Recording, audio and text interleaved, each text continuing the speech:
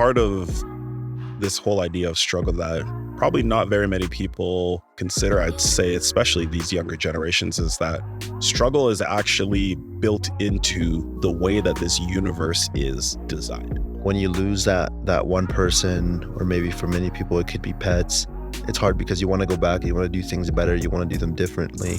But accepting that that's never going to be the case, that's a struggle in itself. But making a promise to do better, and a lot of those people are changed for that, when they have that very impactful loss.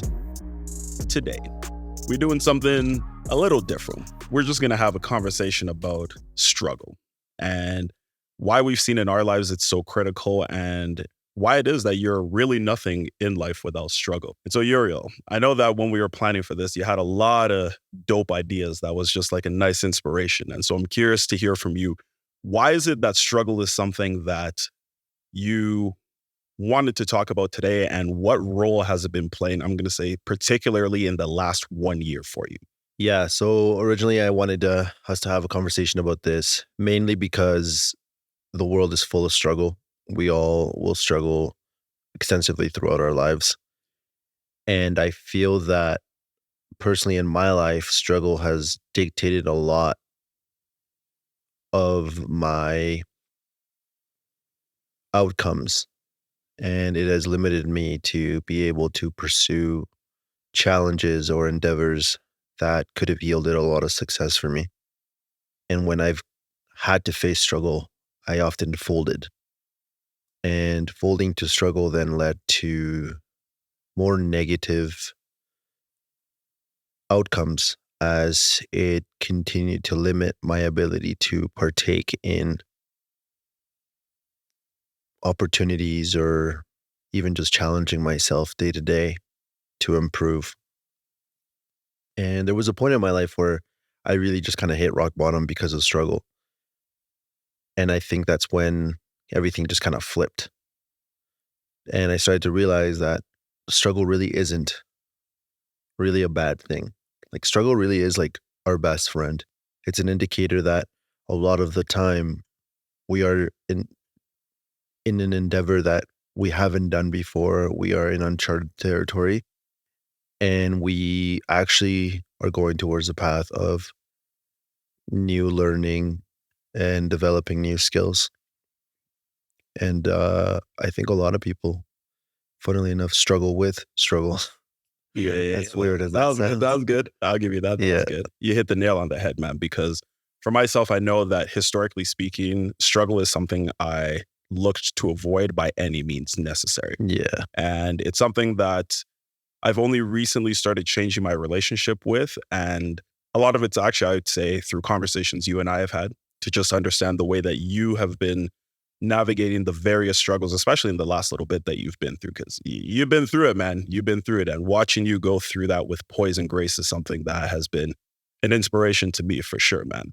Where struggle started shifting in terms of the role that it played in my own life was when I realized that the times that I have had the most success in my life, or the things that I'm the most proud of, were always on the other side of struggle.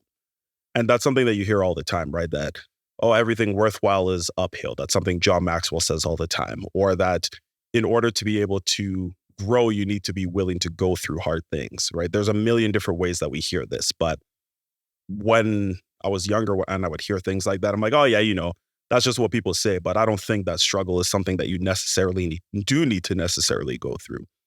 And how wrong I was, right? The older I got, the more I realized that the reason why struggle is so powerful is it shows you more of who you truly are. It's only when you are pressed that you know what is truly within you. Yeah, that's actually a great point. It's like, I think a lot of people that I followed along the years that I've been on this earth really sell on this idea of that notion of you really find out who it is that you are in struggle. But I think it's always kind of missing one very important piece that happened to me specifically. And that is that when you struggle, you certainly find out what kind of person you are, in the sense that you kind of figure out whether or not you're kind of willing to dig deep into those uncharted territories that are scary, that You don't know what's behind a closed door or in that darkness. But I also think that the missing part that a lot of people don't uncover is that in finding out who it is that you are, you actually figure out all of the things that you're lacking in. And I think that you kind of hit rock bottom, you figure out like, damn, I'm not really built for this because of X, Y, and Z reasons. And that is the defining factor of whether or not you're going to make it through some of the struggles in life or if you're going to fall to it. And I've been in both ends of that when I've actually overcome struggle in my own ways. And the interesting part about that is obviously when we struggle, we have a lot of people that are supportive of us and will give you advice on how to overcome that struggle. And the reason why I brought up the point about the skills that we lack in is a lot of the advice that I got when I was struggling in life. It was good advice, but it actually didn't apply very well to my life. And it kind of came down to the fact that people will never understand what it is exactly that we're struggling with because our perception and the way that we view the world is no matter how identical a situation might be from one person to the other, is going to be drastically different. So I found that by really looking deep inside and accepting that there was specific skills that I really lacked in and really honed down on working on those things to get me through that hardship, it really helped me overcome that and strengthen myself as a person because I've learned to persevere through that, um, through those difficult times. And it's like the saying of like, when it rains, it pours. It's so true. When you start struggling and you feel it, it comes down and you just kind of, you got to buckle down and get ready for the storm. But eventually it's going to end. And what you do during the storm is vastly different. Yeah, man, I think you've encapsulated it so well, bro. Honestly, like the viewpoint that we have of struggle obviously is going to have a huge determining factor on how it is that we're going to approach it. And I will say that it sounds like you've got like a pretty good viewpoint that you've been using for some time, a pretty good frame of reference that's yielded some good benefits. I think that the piece that a lot of people, myself included, miss when it comes to struggle is the fact that the perception that you have going into and coming out of is going to be the major determining factor of what you're going to get out of it. Yeah. Right. And a lot of people, they're doing a whole lot of suffering, but they're not doing any growing. And I think that that's where people get jaded, right? You get depressed, you become bitter, you become angry, right? And you start to fall into that learned helplessness where you're like, no matter what it is that I do, I'm always going to be stuck where I am.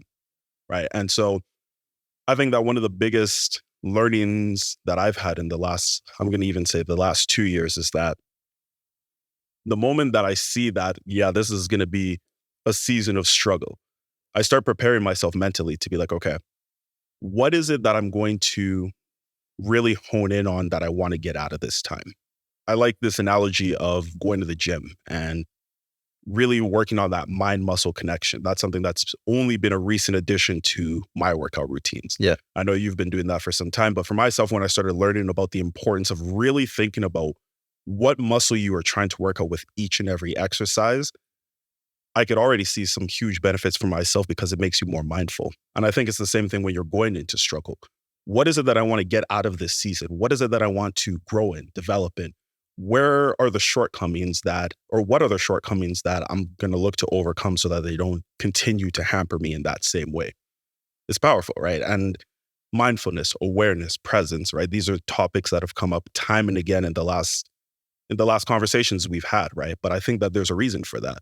It's not a coincidence that these things are the things that we've been continually coming back to, because I think they're all so intrinsically tied together, right? And that any sort of change, any sort of growth is going to require that. Coming back to what you're saying about that, it's I think we're tying all of the things together that we're talking about around really embracing the struggle and understanding that struggle will inevitably either build you or break you.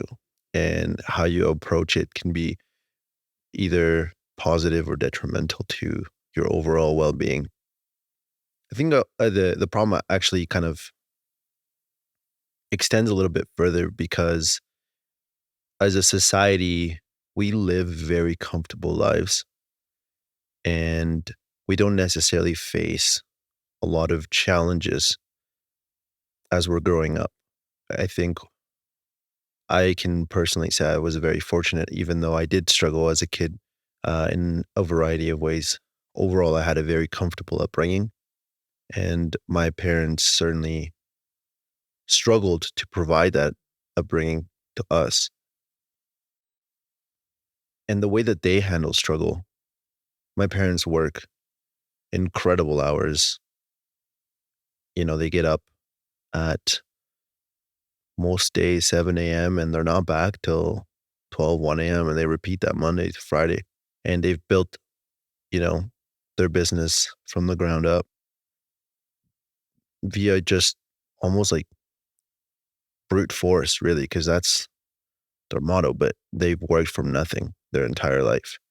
And so I don't necessarily have those skills because I never had to struggle as much as them. Of course, the struggle that I'm going is certainly different. And I think that there's discussions on whether or not the types of struggle, whether they're physical, mental, you know, spiritual, can be more intense than others. I don't actually believe that. I think that falls down to one person. But bringing it back to the conversation as to why we're nothing without struggle is because struggle is inevitable in life. And it will definitely change how you interact with the world that is external to you. And we don't spend enough time practicing all of those skills of awareness, mindfulness, being in the moment.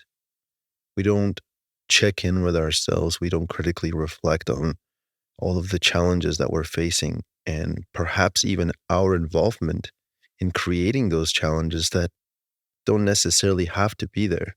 You brought something really interesting about the gym, and that's a form of exercise. But if we look at the population in general, there's higher degrees of obesity worldwide. And I think inevitably that comes out of the comfort of the lives that we are all so very lucky to have in comparison to other nations that perhaps still have to struggle in the ways that maybe my family did or yours as well, back in the day. And they perhaps faced physical and mental challenges in trying to provide for their families and going through sort of the motions to give their kids a better future. And now that we have that better future, we're struggling to even hang on. And I think is because of that comfort. We forgot what struggle is. We forgot that struggle is good. It's okay to struggle. We all just are chasing a happy life. But anybody that tells you that life is always going to be happy and good and we can chase happiness and at some point we're going to, you know, reach that level of happiness that we were laughing about earlier, but an angel isn't going to come down and be like, congratulations, like you found your purpose, you found happiness. Like now, from now on, you're going to be happy forever. Like it ain't like that. Yeah, it's not realistic. You know what I mean? Yeah, it doesn't go that way. This part about comfort that you brought up, I was hoping the conversation was going to go in this direction because there's something that I have noticed that I'm sure you've also been seeing, but it seems that as a society currently, we are having a very difficult time understanding the fact that we are not entitled to always be comfortable. Facts. And I think that the way that things are going, I am quite worried for this new generation that's coming up because oftentimes it seems to me anyways, and I'm going to say maybe my view is biased because in the work that I do in the field of mental health, a lot of the work that you and I both do, it's with teenagers that are troubled. So this Gen Z that's really having a difficult time navigating through life. So perhaps our viewpoint is going to be biased because of that. But it almost seems to me like people feel that they are entitled to be comfortable all the time, which just is not realistic. And in no point in history has that ever been the case. every generation has had to go through some form of significant struggle to get to the place where they can then be good or okay or whatever that looks like. That's always been the cycle.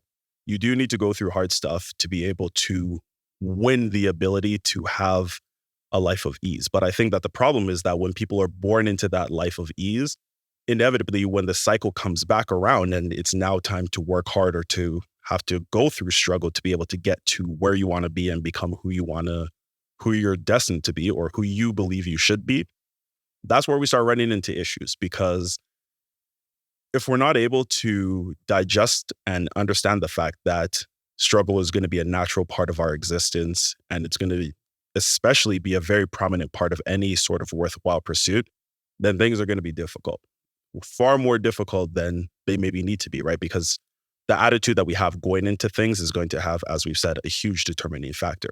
And so what do you foresee happening in terms of this next generation that's coming up?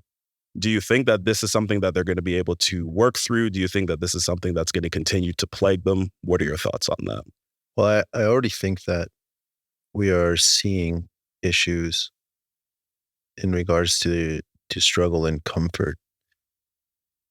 Um, I can only like speak on my individual experience, but there's so many things that are intertwined with this whole ordeal. Like you have labor shortages of people that are just not willing to work.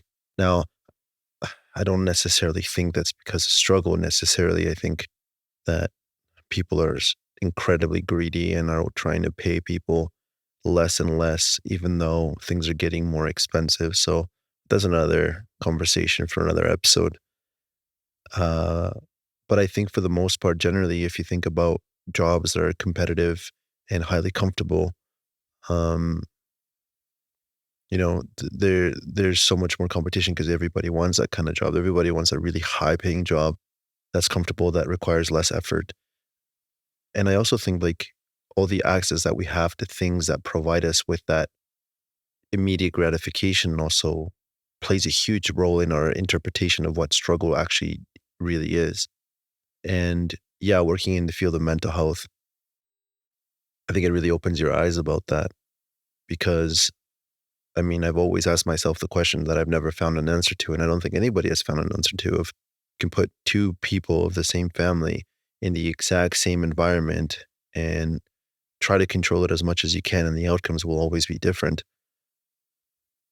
But again, that comes down to the own person's interpretation. And there's so many more intangibles, and then maybe it's slightly incorrect for me to put that as an example. But what I'm really trying to get to in regards to struggle is that we are so dependent to our external environment that is just throwing comfort down our throats. There's multiple TV shows that, are going to entertain you. And instead of you going out and learning, how to exercise better, or maybe taking the time to stretch and care for your body, or maybe learning how to cook healthier foods.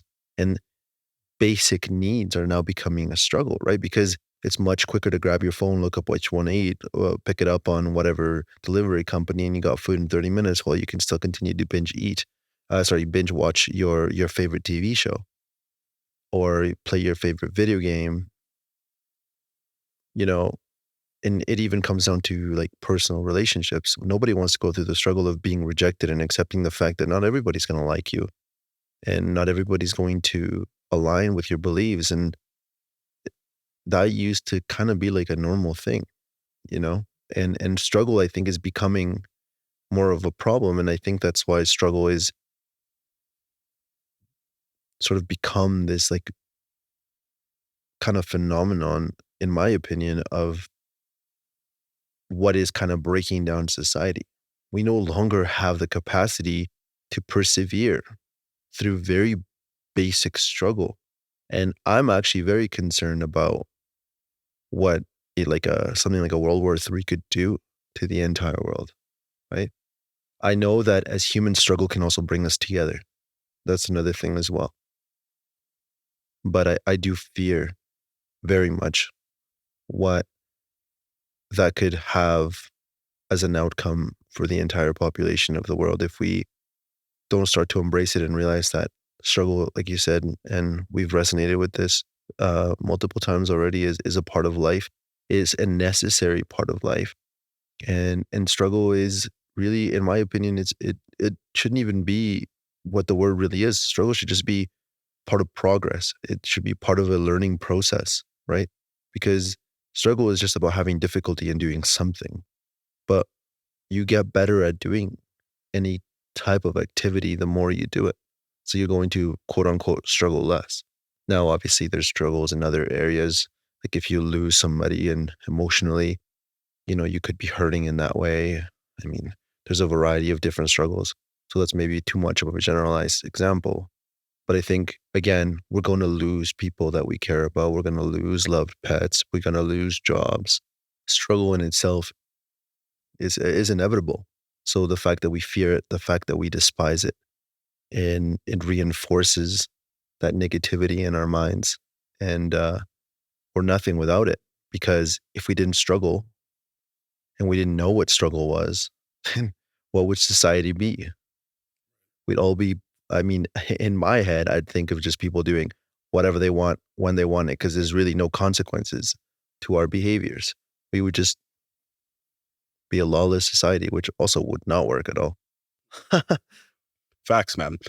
And I think that part of this whole idea of struggle that probably not very many people consider, I'd say, especially these younger generations, is that struggle is actually built into the way that this universe is designed. Mhm. And fighting against struggle or fighting against the idea that one cannot always be comfortable is just counterintuitive to the way that this universe runs. Because there is no point in any part of existence, let's even say, we can't even just say like human existence. Existence in general requires struggle, right? Salmon, what do? They swim upstream, right, to get to where they go, right? They don't go with the rest of the current. They go where the water is hard and they fight against that. And that's how they progress, right? If you go to the gym, you have to lift progressively heavier weights if you want to continue growing. For plants, they need progressively bigger environments, right? At every level, they need more sunlight, more fertilizer, right? It's a universal theme that in order to progress, there does need to be more resistance that we're going to fight against. Same idea, right? Planes fly against resistance. Birds fly because of the resistance of the air. And so when we're able, and I should actually speak for myself, when I was able to start shifting that understanding to know that, okay, when I am facing struggle or I'm sensing difficulty or I see that I'm getting out of my comfort zone into that fear zone, reminding myself that what's on the other side of that is the growth zone where I will be able to do more, right, in the future, I think is powerful. Because for myself, and I know that this is also a desire of yours, that I want to start a family in the not too distant future. And in terms of being a parent, there's nothing but struggle there. Oh, absolutely. Yeah. Right? Right. And I think our parents gave us good examples of that. But the amount of work that goes into ensuring that not only you're okay, but your kids are okay, there's a lot to that. And that's a threshold that once you cross, you will never uncross. Once you become a parent, you will forever be a parent. Yeah. Right. And so I know that in my life, just changing that narrative in my head that struggle is something to be embraced as opposed to avoided, right? 100%. Like we've touched briefly on this, but this idea that struggle is actually your friend.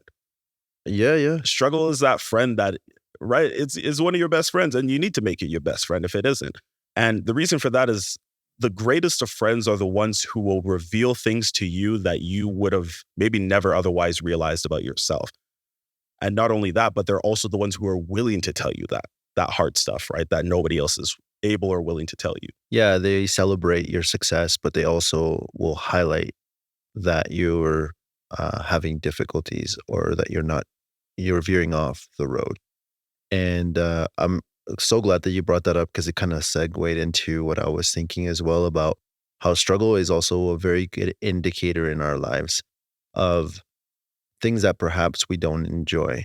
Most recently, I think, when you lose somebody, that struggle of letting go right? And knowing that they're not going to be in your life anymore, I think really cements for you that you need to love your loved ones while they're here.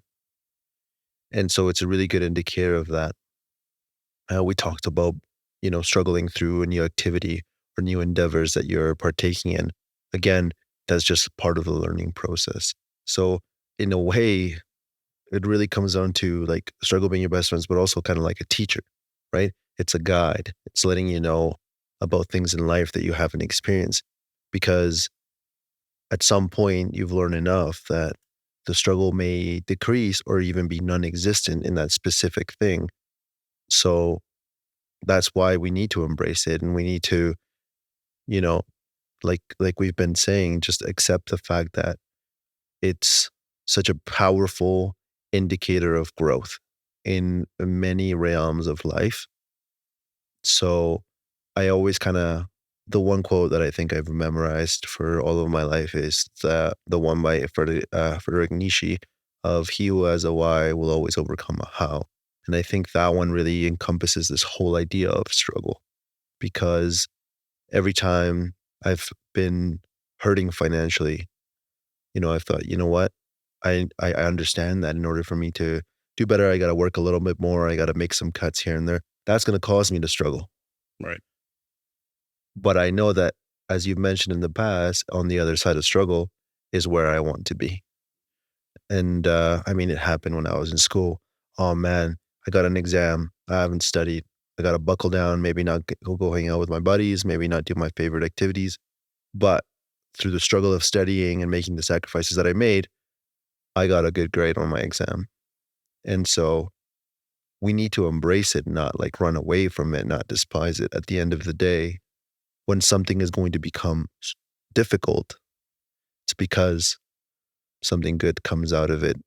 And I think through all of the book reviews that we've done and when we did the episodes on how to change or books that change paradigms, I think we really encompass that idea. And a lot of those books really encompass the idea of knowing that there's a lot of pain, there's a lot of struggle in improvement.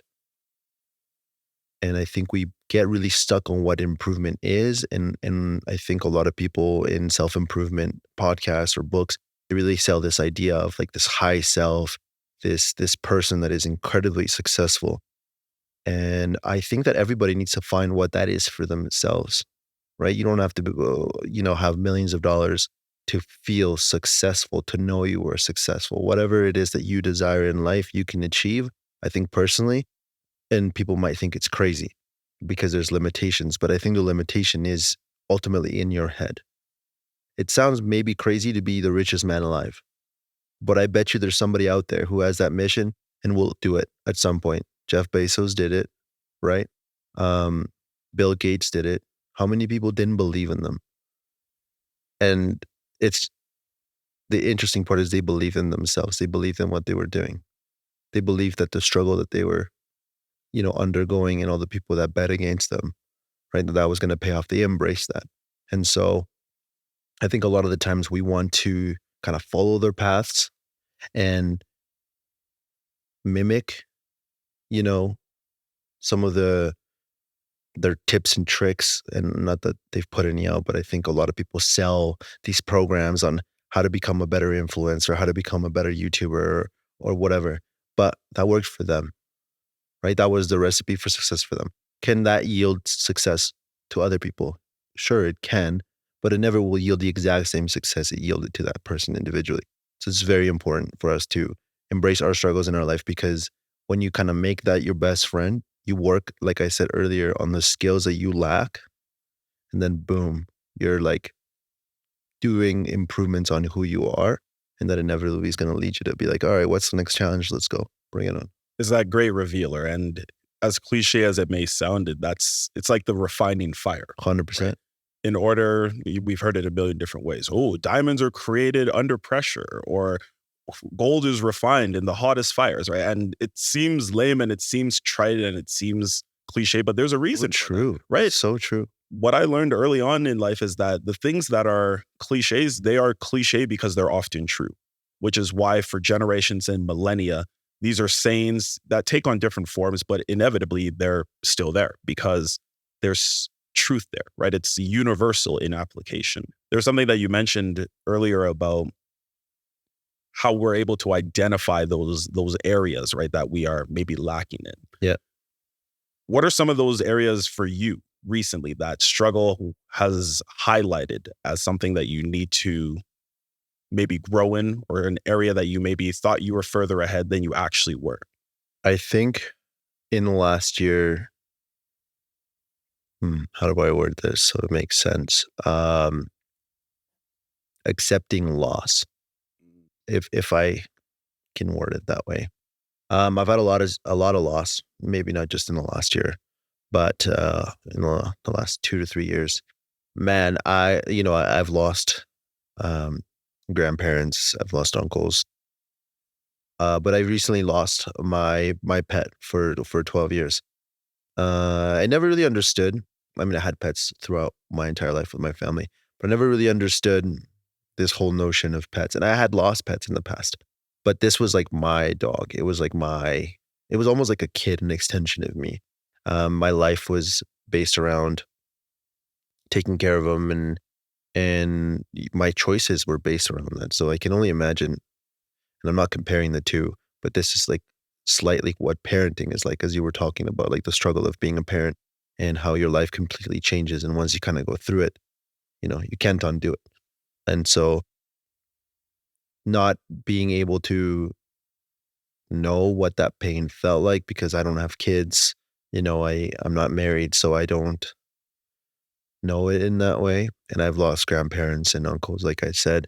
And that was obviously very hurtful. But, when you come home and that home is now suddenly empty, even just the noises of their paws and maybe the odd bark here and there, or they'll come and hang out with you or lay around you. And that loss was like incredibly heavy for me.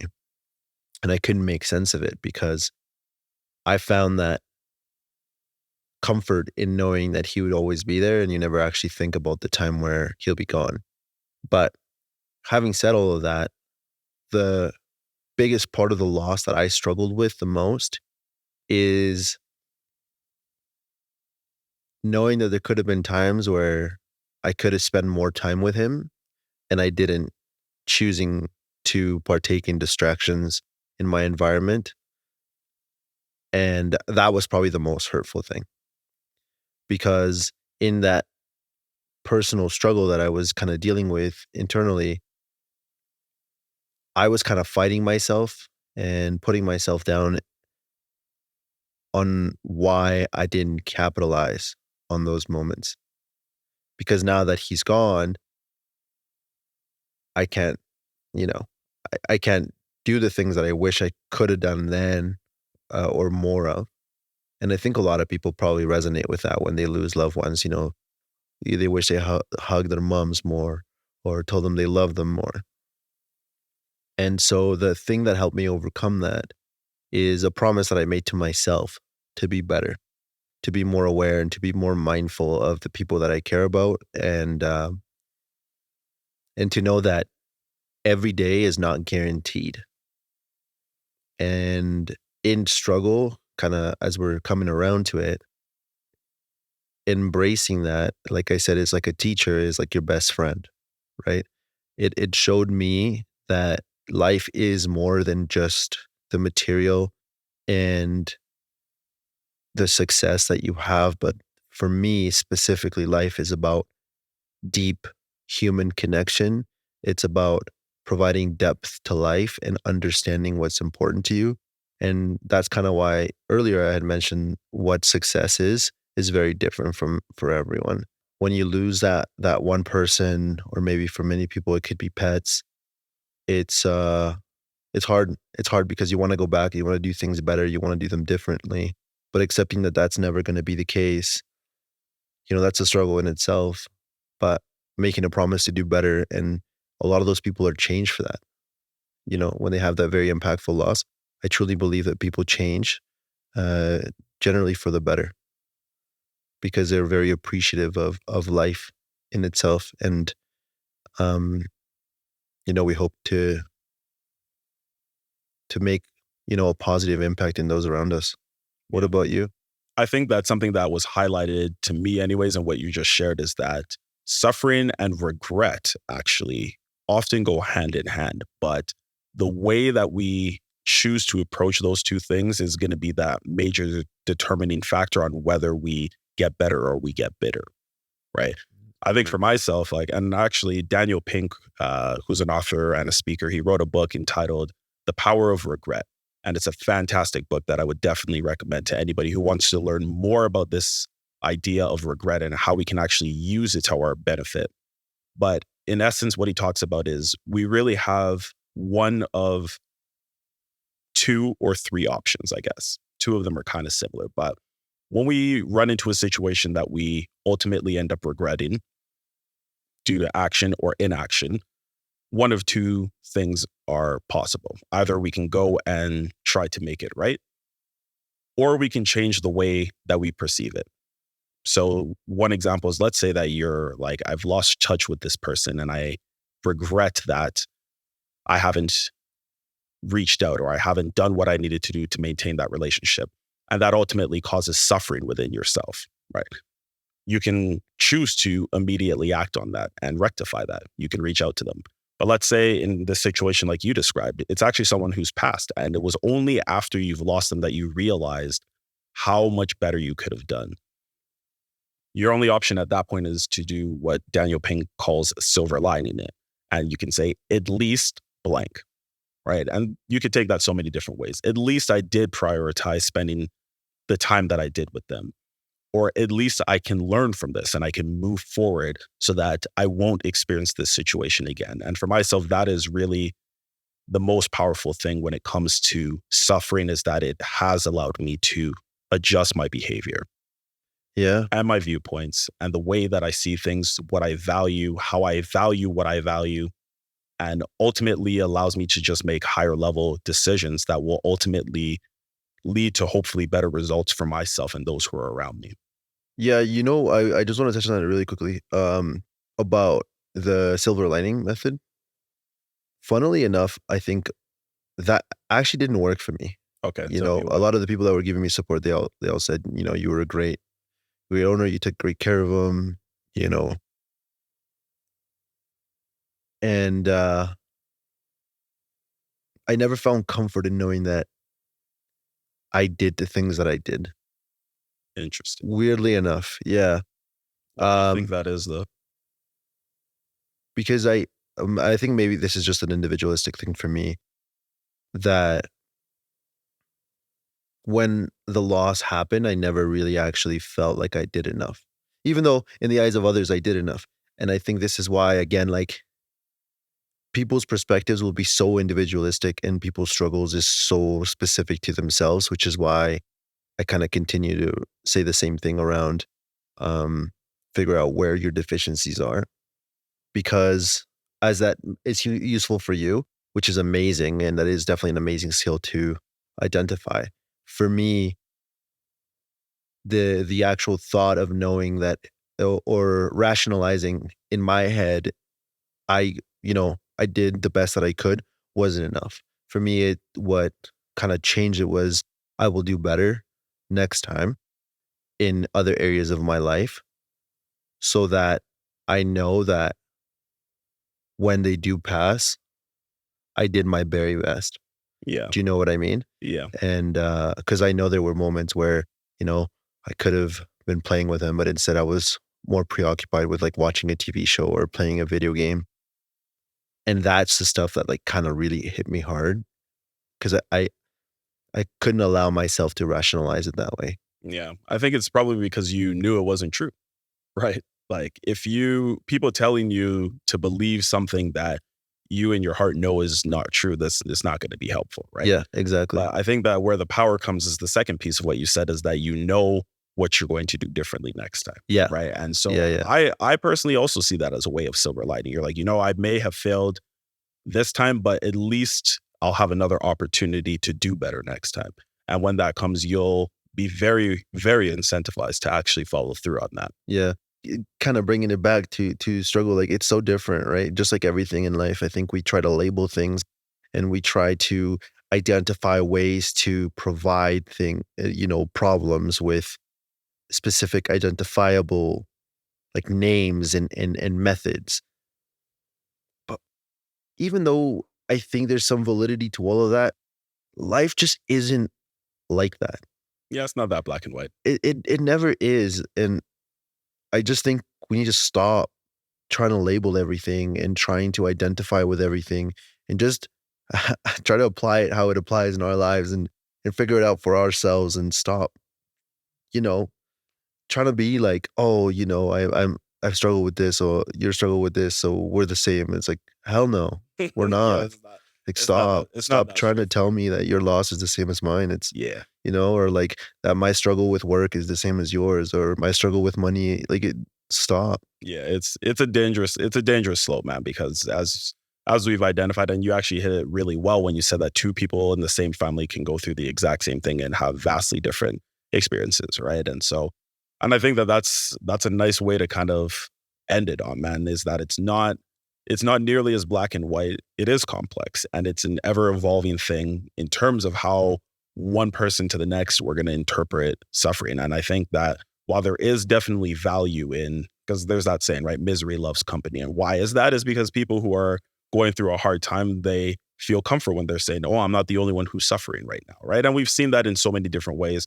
I'd say probably the most extreme example that I can remember in my lifetime is 9/11, right? Yeah. How Yeah. Well, the yeah. whole, right? And I would say the whole all of Western society kind of rallied around the US during that time. And everybody was on a united front in a way that we haven't seen for a long time. So suffering does have that uniting quality, but I think you're right that we do need to be mindful of the fact that just because everybody appears to be feeling one way doesn't mean that that's actually the way that they're actually dealing with that suffering. True.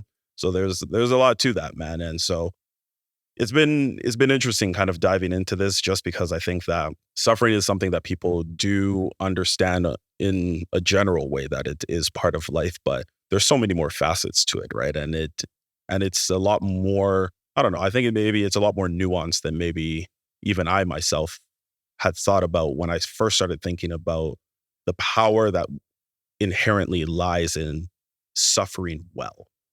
Yeah, I think it's important to kind of, as we're closing down this, is to not allow struggle or suffering to define you, but to use it to define yourself. Oh, that's deep. I You like know what that. I mean? I like that. And I think that in my life, I've experienced both.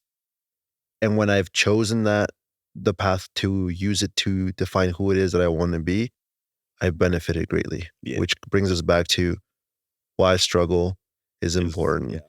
right? And we're nothing without it. You gotta make struggle your friend, right? Because it's an inevitable part, right? And it's just easier. Well, let me not maybe use the term easier. It's more fruitful, Yeah. right, to walk hand in hand with suffering as opposed to trying to fight it, because suffering ain't going anywhere. Yeah. And if you're struggling and you need help and, you know, get the help that you need for sure. Yeah, you don't gotta suffer alone, but Yeah, but you do gotta suffer. that's for sure. Suffering is inevitable. Amen to that. Thanks for tuning into today's episode, guys. As always, we greatly appreciate the support. And if you haven't already, make sure that you subscribe to the podcast wherever you listen to podcasts. We everywhere. We out here everywhere. So Yeah. make sure that you go ahead and subscribe to that, because we got tons more tasty treats coming your guys' way. Absolutely. Thanks for watching. Take care.